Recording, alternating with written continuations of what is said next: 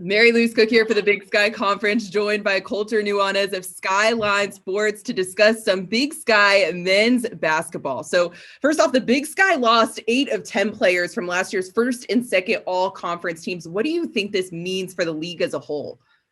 Well, I think this is such a fascinating dynamic because, my 13 years covering the league, I've always thought that to win the league, you need, I think, 3 all-conference players, including 2 guys that are on that first or second team. That's traditionally been kind of the formula. Unless you have 2 outstanding first-team all-league guys, I think it usually takes a first, a second, and maybe a third-team guy, guys that are considered top 15 or 20 players in the league. And last year, I thought it was such an interesting year because the top-level talent was as good as it's ever been in the league. But so many of the guys that were top-level talents, they didn't have a second guy on their team. They had a bunch of role players, but no sort of second banana, second all-league type guy. The only 2 teams in the league that you saw that did have those top 2 type guys were Eastern Washington, who won the regular season league championship, and they actually had 3 when you count Mason Peeling, Jacob Davidson, and Kim Aiken, and then Montana with Saeed Pridgett and Kendall Manuel. And I think it's not a coincidence those 2 teams were among the top teams in the league. But then you saw a guy like Jonah Radaba, who did everything for Northern Colorado. And I know Bodie Hume was another all-league guy too. So, no coincidence Northern Colorado was right there. But then you look at some of the other guys. I mean, Harold Frey basically carried Montana State to a bye. Danny Sprinkle had an almost brand new roster in his first year as a coach. And I thought, if you define most valuable player as the guy who was the most important player to their team, I thought Harold Frey might have been the MVP last year. I know that, maybe finishing 5th, you're not going to probably win the MVP, but he was the most important player to his team. Same thing with Trayvon Allen and Idaho. I mean, you have a guy that he did it all. I mean, he was one of the best scorers in the country, let alone in the conference. But they just had so many young guys around him.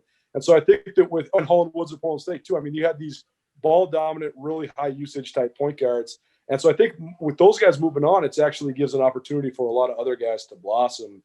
And so I think last year, although the league was deep in terms of the spreading of elite players across the board, I actually thought it was not as balanced as it could be. And I think that there's a variety of factors, which I'm sure we're going to get into, that I think is going to make the league a lot more competitive this year, 1 through 8, rather than just being maybe a little bit top heavy like it was a year ago. Right now, you mentioned Montana and you mentioned Saeed Pridgett, you mentioned Kendall Manuel. Montana's lost, multiple starters, but they've still come in at number 2 at the polls. What do you think that says about the tradition of how routinely successful they are there? Well, I mean, the Grizz have established the best tradition in the league. They've won the league 5 out of the last 10 years. Travis DeCuire is a proven winner. But I think the other thing is, this day and age of college basketball, transfers are going to be such a huge part of the equation. I think over the last 4 years, close to 50% of Division I NCAA basketball players have declared for or explored the prospects of transferring. And you see the overturn even with teams that return, or even with teams that have winning records. You see like a lot of the roster overturning. But the thing about Coach DeCuire more than any other coach in the league is he has done this cycle multiple times. When he first took the Montana job, they had Martin Breuning sitting out as a transfer from the University of Washington. He comes in, he's a first-team all-league player. They win the league. Coming into year 3, Travis DeCuire had guys like Ahmad Rory, Jamar Coe, Donovan Dorsey, all Pac-12 transfers sitting out. They come in, they're all all-league players. And so I think that the one thing that's so beneficial is when Montana gets guys to transfer, a lot of times they're looking for players that aren't plug-and-play graduate transfer type guys or guys that get waivers. Kendall Manuel did get his waiver a couple of years ago after transfer from Oregon State. But I actually think that they like the guys to sit out because they can teach them the culture. They can teach them the system. And then you don't have to worry about the selfishness that sometimes is accompanied with transfers. So then you look at Montana's program now, they have a guy in Michael Stedman who I think earned the respect of people around the league, even though he hasn't even played a minute of basketball in the league. I mean, he has not played in the Big Sky yet. He was a preseason all-Big Sky guy. And I think that's a testament to what Montana's done with big man transfers in the past more than any other factor. But then you look at what Montana's been able to bring. I mean, they brought in multiple graduate transfers, multiple other Division I transfers, and then they continue to recruit at as high a level as anybody in the league, except for probably Weber State in terms of high school guys too. I mean, they went out and beat multiple Mountain West schools for a guy like Robbie Beasley. They went out and beat a bunch of Mountain West schools for a guy like Brandon Whitney. So they're really starting. They've really established. I think that Montana being number 2, I think it's a testament to the program more than any other thing. Not only Travis DeCuire, but the tradition that they've just built for 40 plus years. I mean, the Judd Heathcote coaching tree is pretty much unimpeachable. You have every single guy from that tree has gone on to have massive success both at Montana and afterwards. I think Travis DeCuire is the next in line. So I think that it's deserved. The reputation they've established is well earned. Absolutely. Now, looking at Eastern Washington, so they're ranked number 1 in both polls. They have 2 players on the preseason all-conference team. They boast the preseason MVP, and they have the most returning starters out of any other team in the conference. Do you see a team that can beat them?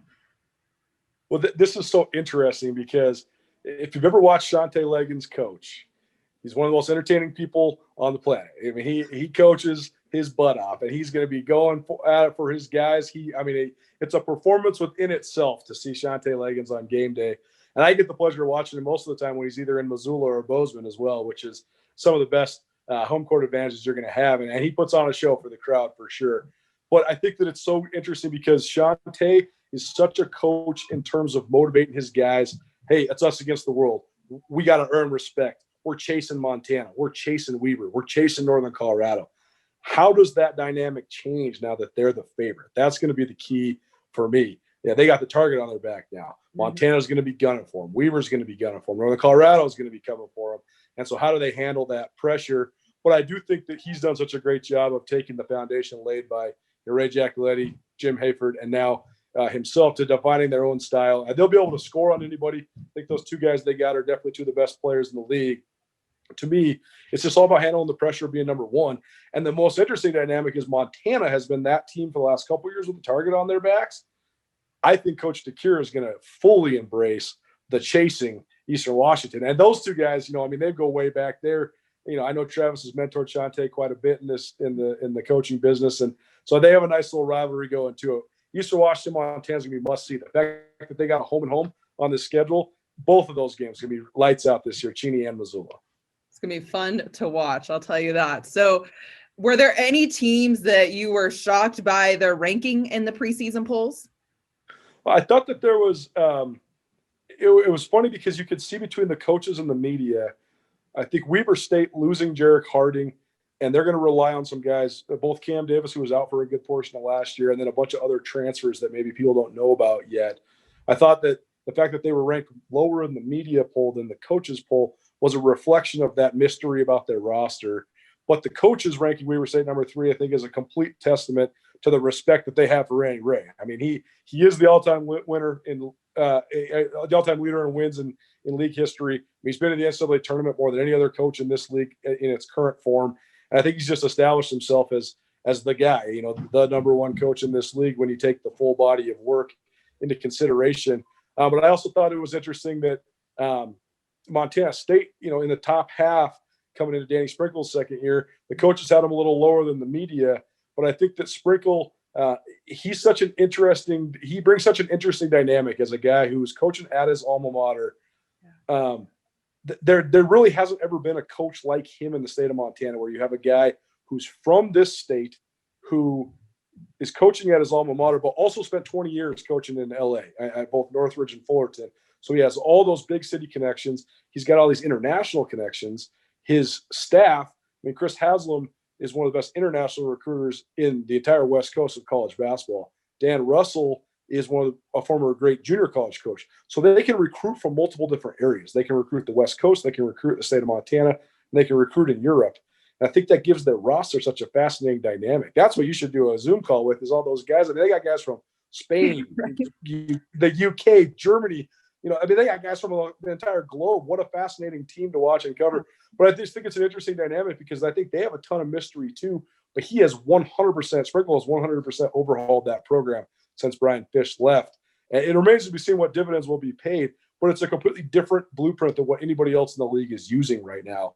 And I just think it's going to be fascinating to see how it fits into the mix. Right. I definitely agree with that. So we'll end with talking about preseason all-conference team. What are your thoughts on who we see on the all-conference team? And was there anyone you were surprised wasn't on the all-conference team? Well, I thought it was precedent setting. We mentioned Michael Stedman. I thought it was precedent setting that a transfer was on the preseason all-conference team because there's been some transfers that come to the Big Sky that had a lot of hype around him. I remember when North Dakota was in the league, Troy Huff transferred from Wisconsin. He had a ton of hype. He became an all-league player. I'm trying to think of some other guys. I mean, obviously Martin Bruni was a guy who was had a lot of hype coming from Washington to Montana. Ahmad Rory coming from Oregon to Montana. Weber State certainly had some big time ones. I mean, Beckett Chapman was a top 50 recruit once upon a time before he landed at Weber. Dwayne Morgan, same thing. I mean, he was a top 50 guy at UNLV before he landed at Southern Utah. But none of those guys were preseason All-League. They were all postseason All-League. Everybody knew to have an eye on them. But I think the respect that Stedman was able to garner, as well as just I think it's a microcosm of the changing dynamic of college basketball. People know that transfers are a part of the equation now. But I think more than anything, it was a respect for the system Montana runs. They run the high-low Stu Morrill offense that's, been people in your neck of the woods in Utah. They know that from 15 years at Utah State too.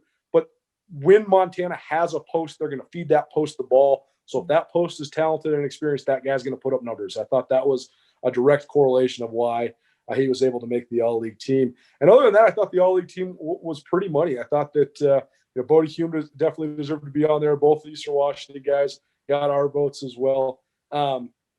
It's strange not seeing any Weber State players on the All-League team, but I think that's a testament to the fact that they will have somebody that's in the mix by the end. They will.